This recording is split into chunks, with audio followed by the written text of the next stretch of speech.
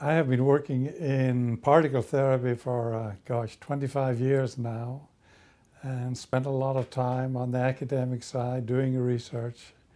But at a certain time, you realize that you really want to get this out to where it affects people's lives.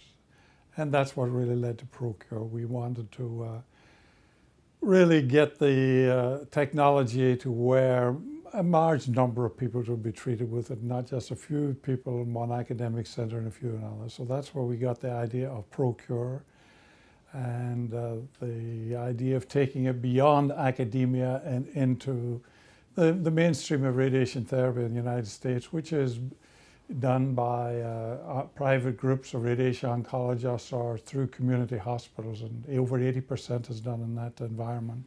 I was diagnosed just through my regular annual exam in probably October of 2004.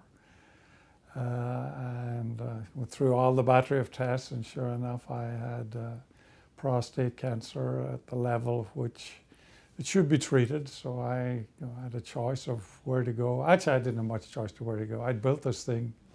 I had to use it.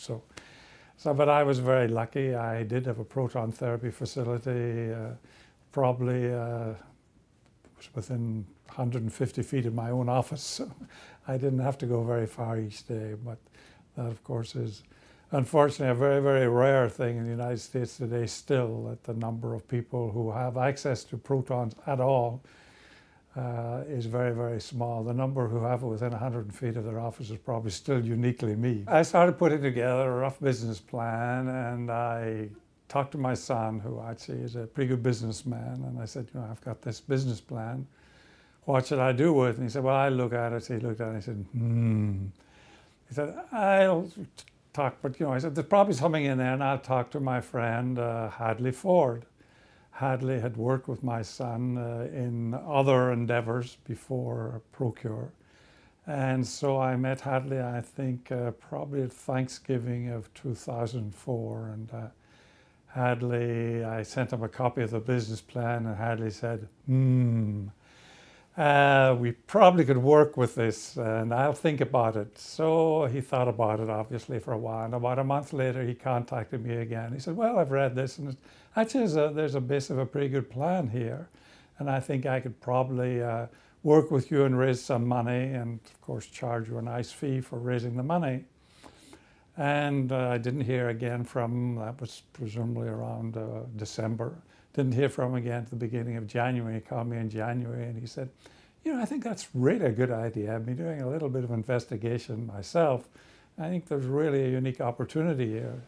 So he said, I can still probably raise you money, but what we could do is form the company together, and then I would be raising money from inside and you would get it for free. And Hadley's claim is that I said, I certainly don't remember this, free, it sounds awfully good to me, in a good Scots-Irish accent. So that's the start of the Hadley story, who's now, of course, the CEO of the company and the one person who's probably indispensable in ProCure. I was a patient, and certainly that was important. I'd worked in it for many, many years. But strangely, the thing that probably became most important to me was a different thing was happening in my life at the same time, and that was I became a grandfather. I've got 4 wonderful grandchildren. I can't think of anything which I couldn't handle worse than one of those kids having something like a brain tumor and not being able to get a treatment which wouldn't completely debilitate them as a result of it. And protons will do that. So I think that that's the thing that's driving us, is this ability to treat patients, to cure them without making them very, very sick from other things. That's what's driving us in ProCure. Seeing it here, I mean, you see it, and you see it in your mind's eye. You see it on paper. You see it in architectural drawings, but it's not real till it's real. Now it's real. We're seeing our first patients. We're going to be treating patients here in a few weeks. It's just incredible to see the reality of all of these disparate things coming around. And we've got such a wonderful team. I mean, the ability to build this thing in 27 months. John Henderson and his group, just incredible. And we've got this wonderful team of kids, I think of them still as kids, who've been training in Bloomington and who I've gotten to know. So it's going to be great to finally get patients in here. There are sort of two parts to the question, therefore two parts to the answer. The first part, why protons? And I think there's very, very few people who would disagree with the fact that protons are better. They always say protons are better, but. So it's really the but issue. The but issue is, but they're too expensive. Well, North America, we are the most entrepreneurial society in the world. When something is too expensive, what do? Find a way to make it cheaper, and that's what we're doing. I mean, ProCure, we've brought down the cost already by a factor of 3. 5 years from now, it'll be a non-issue because protons will be cheaper than photons. The very rudimentary part of the model from the beginning was that we would partner with the best doctors in the community hospital, private practice society. So we weren't just going to get out and market it. We wanted to partner and ourselves make sure it was in the best hands possible. As one of my colleagues, Chris Chandler, says, you don't want to let the Ferrari out in the hands of the teenagers. With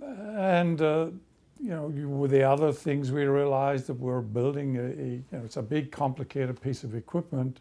Again, the Ferrari analogy is somewhat apt, that you don't want to hand it over to the teenagers before they even learn to drive in Ferrari.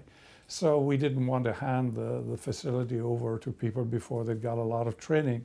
And we didn't want to tie up a very expensive, in-demand facility just to train people. We wanted to immediately start using it to treat patients.